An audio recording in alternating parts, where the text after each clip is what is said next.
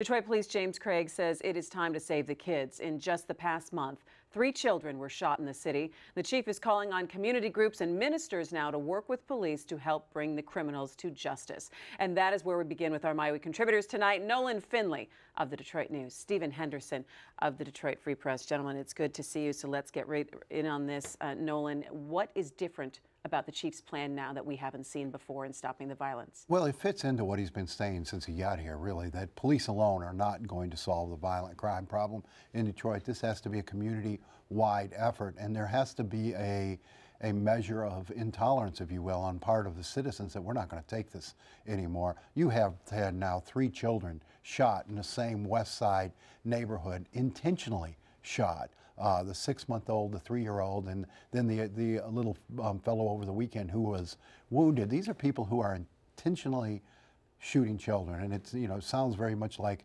gang activity, although the chief didn't say that. And folks know who these people are. They just have been terrified to say anything because they're not sure the police can protect them. This has to be a community mobilization. You can't have little kids shot in your city at this rate, and you can't have people out there targeting children. It's unacceptable. So is Chief Craig saying now that we can protect you in the neighborhood, who will step forward and tell us who these people are? I think that's part of his goal, right, is to get people to trust more that that saying something won't invite a retaliation on themselves or on their family. But I think the other part here that he's trying to push on is that there has to be some sort of change, some sort of cultural change in these neighborhoods about what's okay and what's not. And there are many reasons that crime happens the way it happens in Detroit. There are a lot of drivers behind it.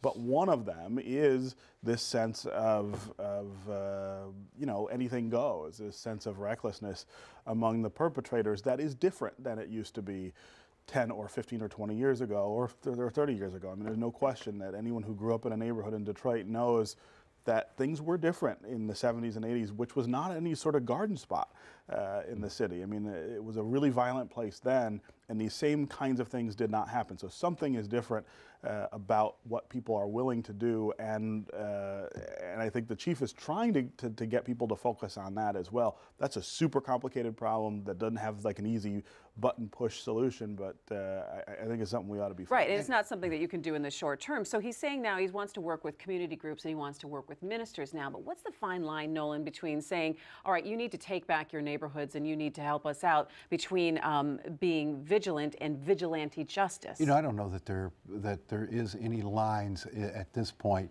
when you have little babies getting shot in their front yard. I think if you think of the horror of a mother having to pick a baby up who's been shot and put that baby in a car and drive it to the hospital because you can't wait for EMS to get there, I'm not sure there's any lines at all that should stop people from protecting their children and protecting their neighborhoods. This is a level of inhumanity I think we've not seen in this city before, when you can look down the barrel of a gun and see a child and still pull the trigger.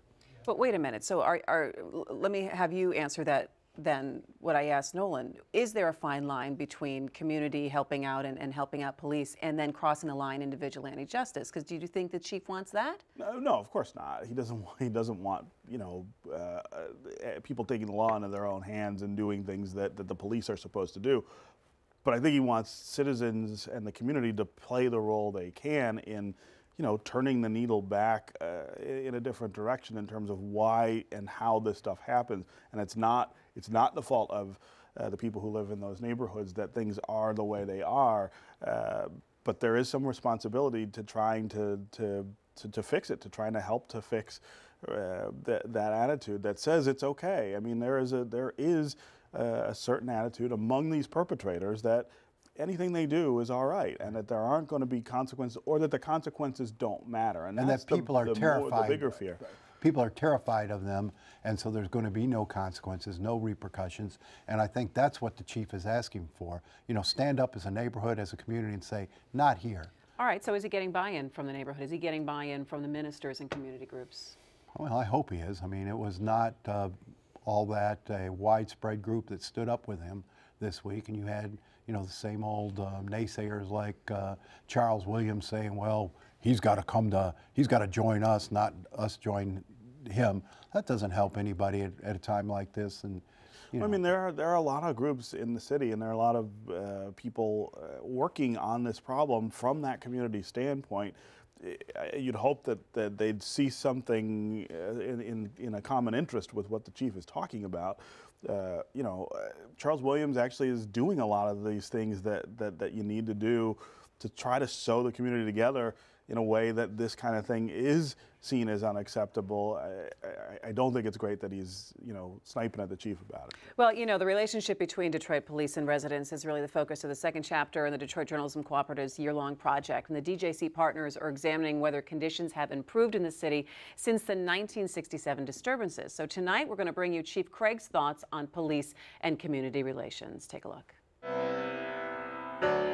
When you look at and compare us to other cities that are struggling with their relationships in many areas of minority community, we're certainly seeing it. But I also welcome and look for opportunities to continue to keep dialogue open with key people in our communities. I understand and accept that for years there have been problems in police-community relationship. I accept it, I understand it, and yes, there have been changes, wholesale changes in many instances. We don't wait here in Detroit till something bad happens, and then all of a sudden I'm gonna reach out and try to touch someone in hopes that we can resolve some issues.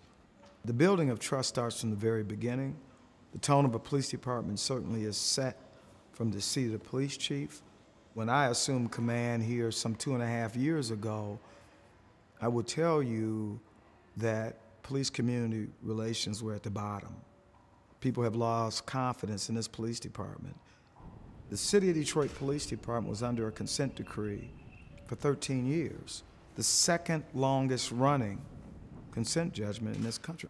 Now, we look at what we've done with fewer officers, how we've restored trust and transparency.